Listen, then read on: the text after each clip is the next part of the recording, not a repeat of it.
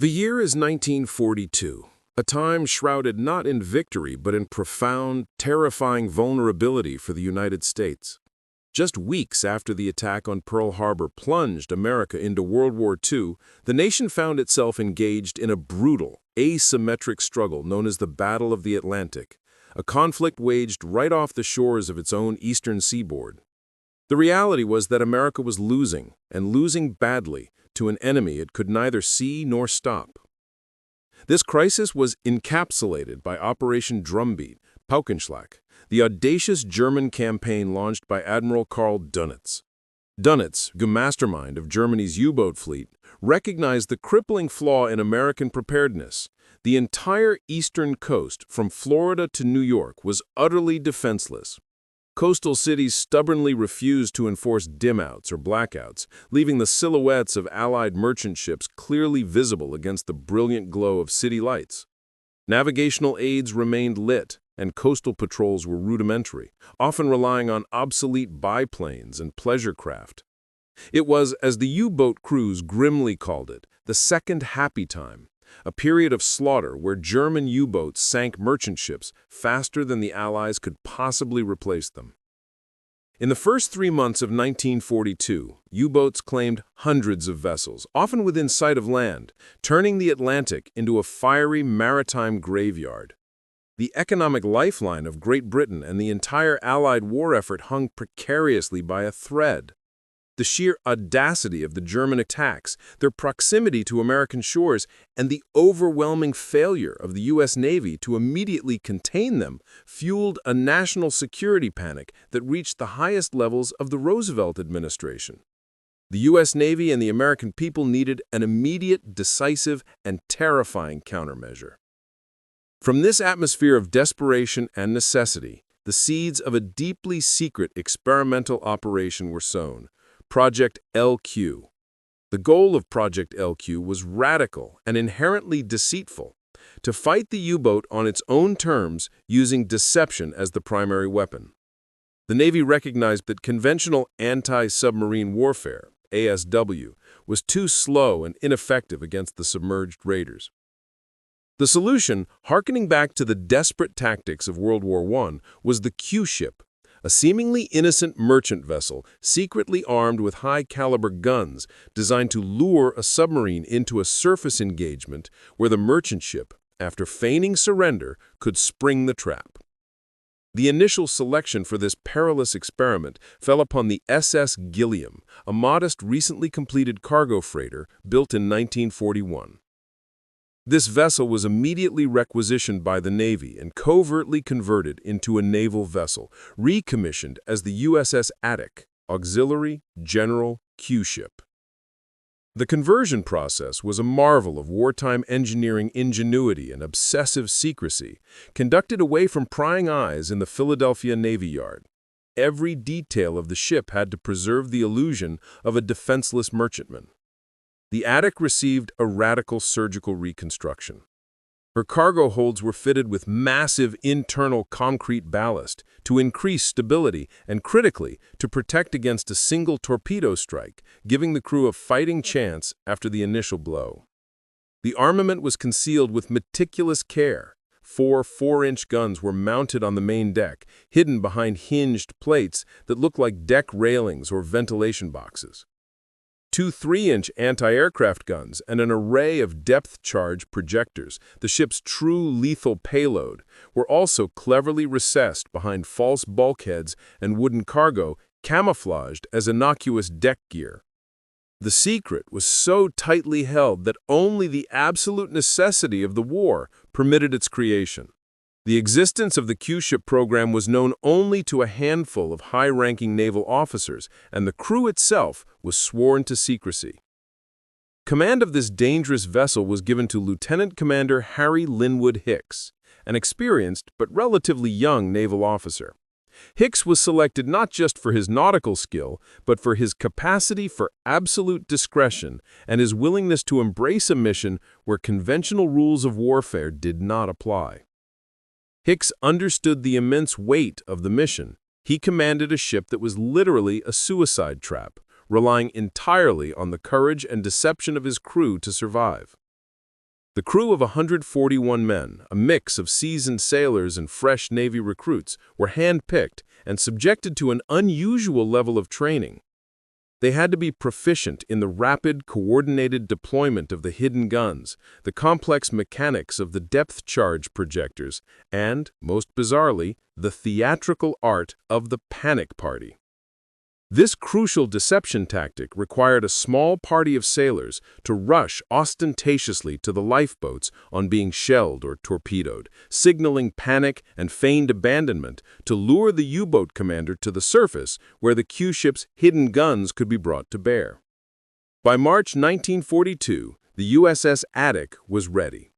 Disguised as a lumber-carrying merchant ship, the Atik slipped quietly out into the dark, U-boat-infested waters of the Atlantic.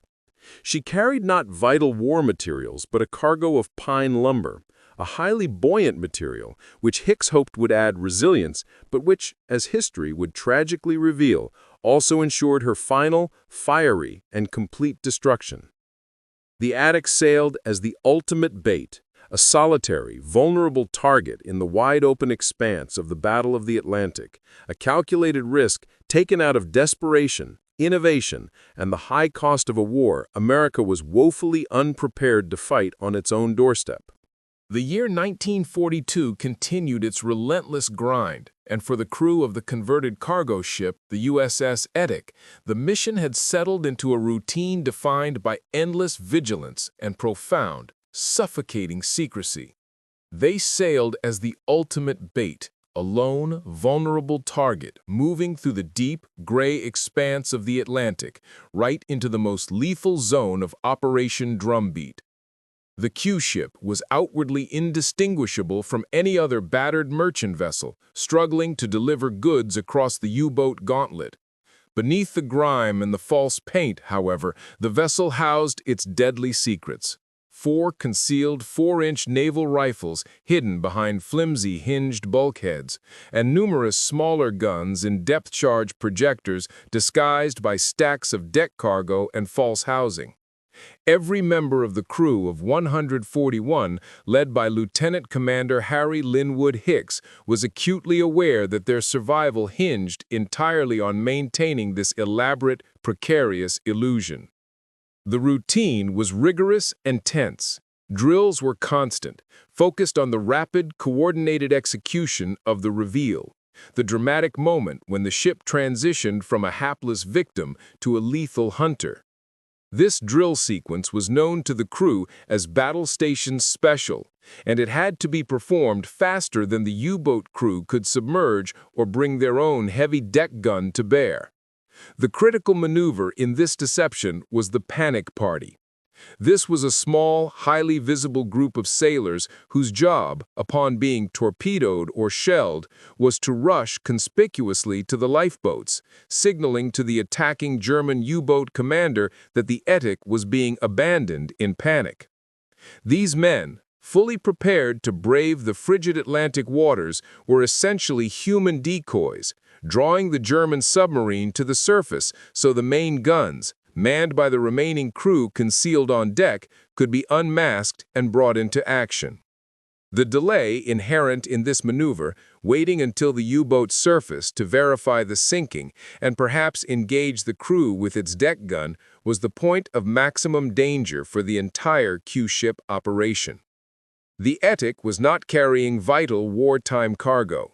Instead, her holds were filled with pine lumber, a highly buoyant material chosen specifically to prolong the sinking process after a torpedo hit. Hicks gambled that the ship would remain afloat long enough for the deception to play out, allowing his hidden guns the precious seconds needed to fire back. The crew lived under immense psychological strain.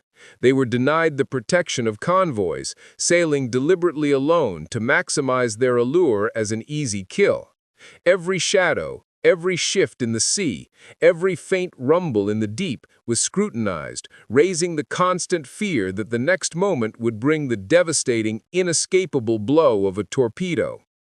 The extreme secrecy of Project LQ meant that if they were sunk, no nearby vessel would even know a Q ship was operating in the area, condemning the entire crew to disappear without a trace, their mission and sacrifice remaining buried under layers of wartime classification.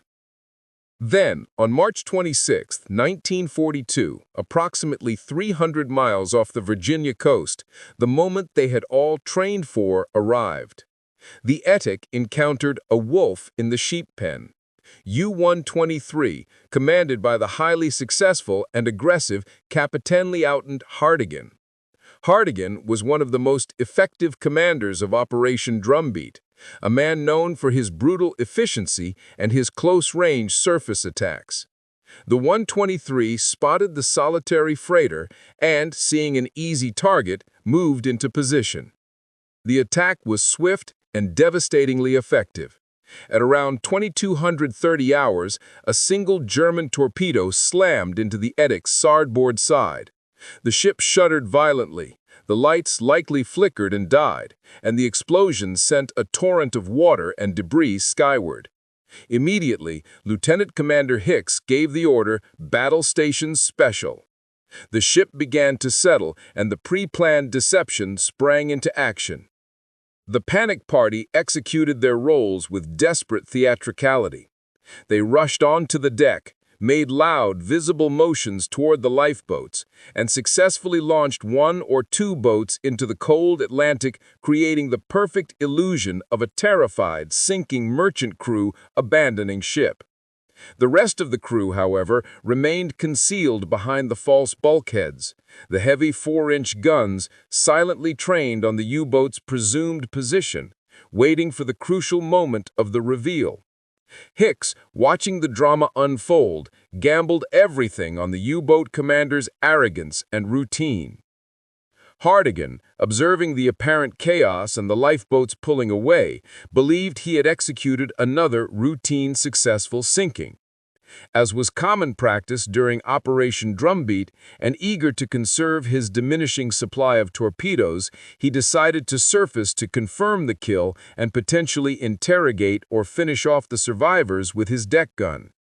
The 123 surfaced close to the listing, seemingly defeated Atik, presenting the Q-ship's crew with the perfect, vulnerable target. The trap had sprung. The crew held their breath, waiting for Hicks's final, fateful command to drop the panels and unleash their hidden fury. The life of every man aboard and the future of the secret Q-ship program hung suspended in that moment of deceptive silence on the cold, dark Atlantic. The frigid Atlantic night held its breath as the torpedo strike at 0037 on March 27, 1942 was not the end of the USS Atik. It was the signal for the greatest gamble of the Q-ship program. The explosion, felt deeply by the entire crew, was quickly contained by the ship's internal structure and, ironically, the sheer buoyancy of the pine lumber filling the holds. Despite the fire and the list that developed, the ship clung stubbornly to life, allowing the staged deception to begin. Lieutenant Commander Hicks watched as the panic party flawlessly executed their roles, rushing to the lifeboats with practiced, frantic movements designed to convince Kapitän-Leutnant Reinhard Hartigan that his torpedo had secured a routine kill. Hartigan, a successful commander already responsible for sinking numerous ships during Operation Drumbeat, saw the chaos on the listing freighter and, believing the target unworthy of a second torpedo, began maneuvering his U-123 closer. His intention was to surface and finish off the vessel with his deck gun, or perhaps interrogate survivors, thereby conserving his vital torpedo stock. It was a practiced, efficient U-boat routine, and Hartigan, by his own later admission, fell for the Atik's amateur theater like a callow beginner. The German submarine surfaced near the doomed ship, its silhouette visible on the dark, choppy sea, the perfect target. In that heart-stopping moment, Commander Hicks gave the order, "Unmask." The deck of the seemingly helpless merchantman erupted into furious, synchronized action. Hidden bulkheads were instantly dropped, hinged panels were swung aside, and the camouflage, the illusion painstakingly maintained for weeks, shattered in a roar of machinery and command. The crew, who had been lying prone and concealed, brought the 4-inch guns and the array of smaller .50 caliber machine guns to bear on the now vulnerable U-boat. This sudden, shocking transformation was the core of the Q ship's design, and for a terrifying moment, it worked exactly as planned. The USS Atik, a merchant ship that should have been sinking quietly, was now a fully armed warship fighting with the desperate courage of a cornered animal. The first 4-inch shells shrieked toward the U-123. Hartigan and his crew, utterly bewildered by the trap, were instantly plunged into chaos. Machine gun fire, in particular, swept the submarine's exposed conning tower, forcing the Germans to scramble for cover. One of those machine gun rounds struck and mortally wounded Fonnisch-sur-Seine Holzer, a young midshipman on the U-boat's bridge, the Atik's only claim on the enemy, a fleeting moment of success that cost a German life. Hartigan, realizing the catastrophic nature of the deception, immediately ordered the U-boat to turn hard and increase speed, shrouding the vessel in a protective cloud of smoke from its straining diesel engines as it raced out of range. The Atik's heavier shells, fired in the heat of the moment at a rapidly moving target, were unable to find the range or the deflection needed for a fatal hit, falling just short or wide of the mark. The U-123, despite taking a terrifying hail of machine gun fire and suffering a mortal wound on its bridge, managed to submerge and escape the immediate trap, an action Hartigan later recorded as an incredible piece of luck. The gun battle had been swift, brutal, and utterly unexpected by the Germans. The Atik's crew, exhausted but briefly exhilarated by the release of their pent-up tension and the success of their deception, now faced a new, terrifying reality.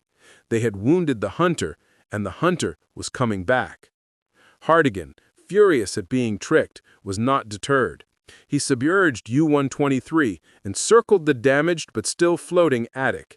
He recognized the danger of the Q-ship concept, but knew the Atik was crippled by the first torpedo and now listing and on fire. At 02:29, approximately an hour and a half after the initial attack, Hartigan fired a second torpedo. This one struck the Atik squarely in the machinery spaces, a fatal blow designed to rip out the ship's propulsion and power. The Atik's time was up. The ship settled heavily by the bow, her single screw now lifted clear out of the water. The remaining crew, knowing the fight was over, began the final, genuine process of abandoning ship. Hartigan, satisfied that the second blow was the coup de grace, stood off to await the inevitable sinking, determined to verify the destruction of the tenacious Q-ship and avenge his wounded crewmen. The fate of the 141 men of the USS Atik was sealed, their courage having prolonged the battle, but ultimately failed to secure the sinking of the deadly U-boat. The moment of ultimate tragedy for the USS Atik arrived just over an hour after the dramatic revelation of her hidden guns, a stark testament to the unforgiving nature of naval warfare. The second German torpedo, fired by Captain Lieutenant Reinhard Hartigan's U-123 at 02:29 hours, had struck the crippled Q-ship with devastating accuracy, ripping through the engine room and effectively guaranteeing the ship's destruction. The vessel settled heavily by the bow, its single propeller lifted uselessly out of the water, and all power and propulsion were lost. The crew, having fought valiantly and executed their deceptive plan with precision, now faced the grim reality of abandonment in the frigid North Atlantic. Hartigan, observing the final moments, remained cautious. He had been fooled once by this tenacious foe and was determined not to be surprised again. He stood off, watching the freighter list and sink, his primary goal now the complete verification of the kill, to avenge his wounded crewmen and eliminate the threat of the Q-ship program. What happened next became the fatal miscalculation that cost all 141 American lives and was the primary reason the mission's details remained classified for decades. The Atik's cargo was not steel or iron ore, but buoyant pine lumber, deliberately loaded by Commander Hicks to extend the ship's life after a torpedo strike, allowing the ambush to take place. The second, massive explosion, however, was not the typical sound of a sinking freighter. As the Atlantic poured into the broken hull, the water rapidly penetrated the cargo holds. The combination of water rushing in and a catastrophic internal rupture, possibly secondary detonations or the sudden rupture of pressure vessels, ignited or caused a violent reaction in the large exposed volumes of pine lumber.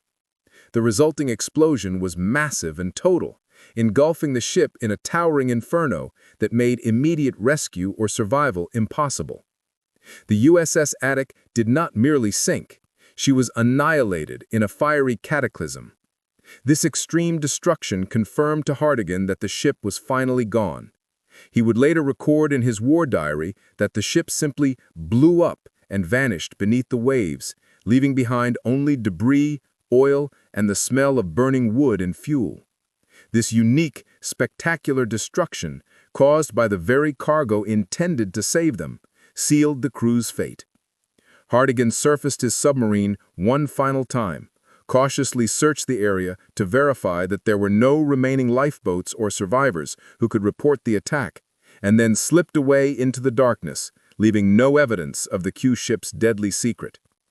The American crew, having successfully drawn their opponent to the surface and engaged in the intended fight, had ultimately failed the final test, surviving the confrontation.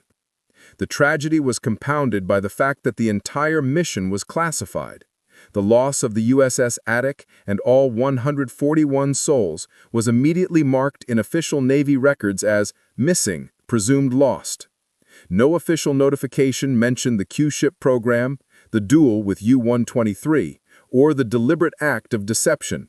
The Navy's overriding priority was maintaining the secrecy of Project LQ to protect the handful of other Q ships that might still be deployed. Revealing the Atik's loss as a result of a failed deception would have immediately rendered the entire concept useless, providing the Germans with a clear defense against future Q-ship traps. For the families of the 141 lost men, there was no public recognition of their heroism or the unique circumstances of their sacrifice. They only received the cold, impersonal notification of their loved one's disappearance in the vast, uncaring ocean.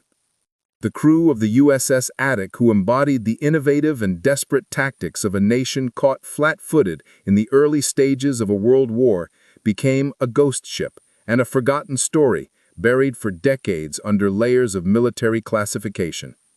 Their bravery and the grim lesson of their failure, that ingenuity is no match for firepower in the hands of an experienced enemy, remained locked away in the naval archives.